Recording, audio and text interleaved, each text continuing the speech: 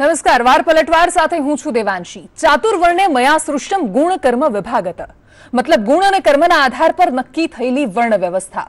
ગીતાનો 4થો અધ્યાય અને 13મા શ્લોકમાં કહ્યું છે। અને હવે આઝાદ ભારતમાં સંવિધાન દ્વારા દરેક વિષમતાઓને દૂર કરવા માટે લાગુ કરાયેલી અનામત વ્યવસ્થા।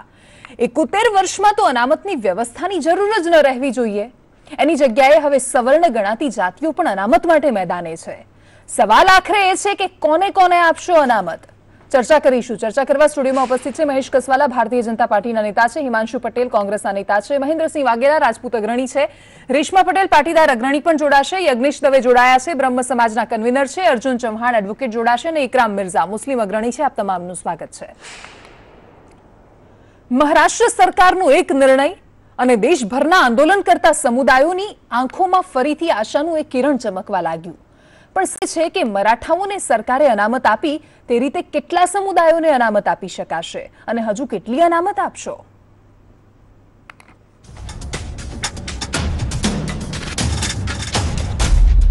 રંગ લાવ્યું મરાઠાઓનું આંદોલન।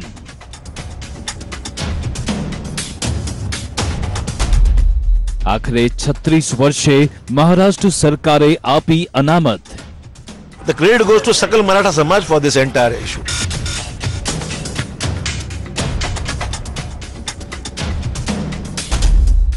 મરાઠા અનામતનો બિલ વિધાનસભામાં થયું પસાર।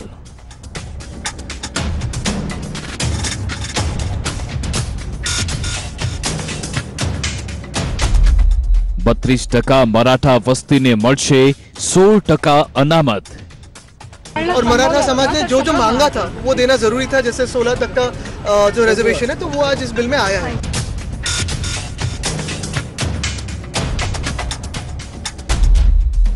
SC/BC ની અલગ કેટેગરી બનાવીને અપાઈ અનામત। સરકારે આજે બિલ મંજૂર કરીને ફક્ત વિધેયક લાવીને કોઈ પણ ડિસ્કસ કર્યા વગર, એટલે કે ચર્ચા કર્યા વગર પહેલી વાર ઐતિહાસિક ઘટના એવી બની છે કે બિલને ચર્ચા કર્યા વગર બિલ મંજૂર કરવામાં આવ્યું છે। એટલે કે ક્યાંક ને ક્યાંક આનો રાજકીય ઉપયોગ થશે।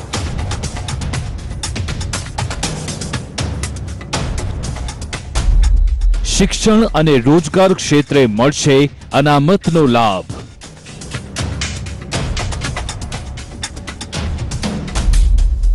મહારાષ્ટ્રમાં હવે થઈ કુલ 68% અનામત।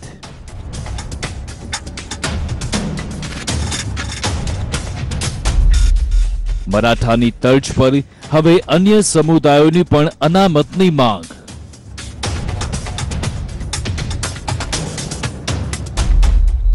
પાટીદારો ફરી ઉઠાવી રહ્યા છે અનામતનો મુદ્દો। 3 વર્ષ જૂની સરકારને જો આટલી બધી બુદ્ધિ સૂચતી હોય તો અહીંયાથી 25 વર્ષ જૂની સરકારને કેમ બુદ્ધિ નથી સૂચતી, એ બહુ મોટો સવાલ છે। મહારાષ્ટ્રની અંદર આટલી સ્પીડમાં સર્વે થતો અને જાહેરાત કરી શકતી હોય તો મને જગ્યાએ સેમ સરકાર છે, જલ્દીથી જલ્દી પાટીદાર સમાજનો ટૂંક સમયની અંદર સર્વે કરો। ગુજરાતમાં ફરી ઉઠી અનામતની આગ। એ જ પેટર્નને લઈને અહીંયા ગુજરાતમાં પણ સરકારને કહીશું કે આ જ પેટર્નથી અહીંયા પણ તમે આ પેટર્ન લાગુ કરો અને અનામતનો ફાયદો આપો। ગુજરાતની અંદર ભારતીય જનતા પાર્ટીની પાટીદાર વિરોધી માનસિકતાના કારણે ગુજરાતની અંદર સર્વે કરવામાં નથી આવતો।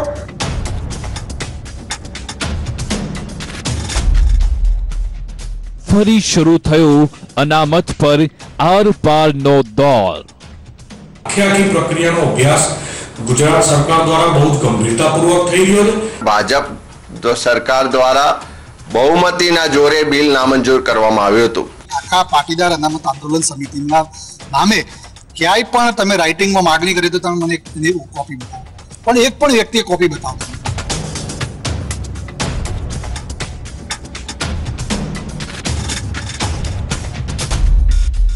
રાજપૂત સમાજે પણ કરી ઓબીસી પંચની મુલાકાત।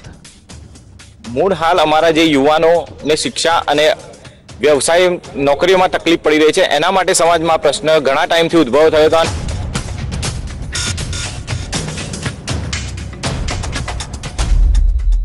બ્રહ્મ સમાજ પણ કરી રહ્યો છે અનામત માટે કવાયત।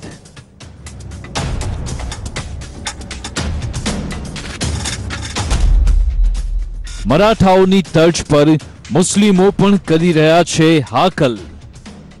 सरकार अभी तक निर्णय नहीं दे रही है। हमारी मांग है कि मराठा और मुस्लिम और धनगर समाज का आरक्षण ताबड़तोड़ सरकार ने देना चाहिए।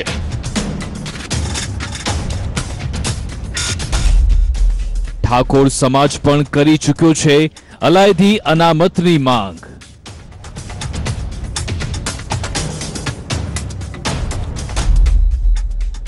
અલગ અલગ સમાજોની અનામતની માંગ કેટલી યોગ્ય? શું આટલા બધા સમુદાયને આપી શકાય અનામત?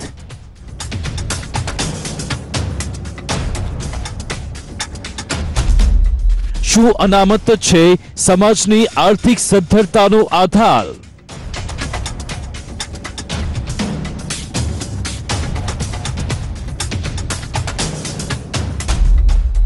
શું વોટ બેંક સાચવવા ખેલાઈ રહ્યો છે અનામતનો ખેલ? કોને કોને આપશો અનામત?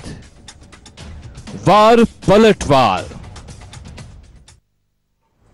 કોને કોને આપશો અનામત, પણ સવાલ ઘણા બધા છે કે જે તમામ મોટાભાગની જાતિઓ જો માંગી રહી છે અનામત, તો એ કેમ માંગી રહી છે? યજ્ઞેશભાઈ, અર્જુનસિંહ, તમારી પાસે દરેકની પાસે મારે ટૂંકમાં એ જાણવું છે, મને 30 સેકન્ડમાં 3 મુદ્દા જેવા એ કહી દો કે અનામત કેમ જોઈએ છે, અથવા અનામત નહીં તો બીજું શું જોઈએ છે, શું માંગણી છે એક્ઝેક્ટલી? યજ્ઞેશભાઈ, અનામત હોવી જોઈએ, પણ આજે 70 વર્ષ થયા છતાંય જો જે જ્ઞાતિઓને અનામત આપવામાં આવી છે, SC, ST ને OBC, એ લોકોનો એમના જ નેતાઓ એવું કહે છે કે હજી અમારો વિકાસ થયો નથી અને હજી અમે એની એ જ પરિસ્થિતિમાં છીએ। જો એની એ જ પરિસ્થિતિમાં હોય, અનામત જોઈએ છે નહીં, એની એ જ પરિસ્થિતિમાં હોય તો ફરીથી સમીક્ષા દરેકની થવી જોઈએ। અમારે અનામત નથી જોઈતી, પણ આર્થિક રીતે નબળા દરેક જ્ઞાતિના કુટુંબોને અનામતનો લાભ મળવો જોઈએ।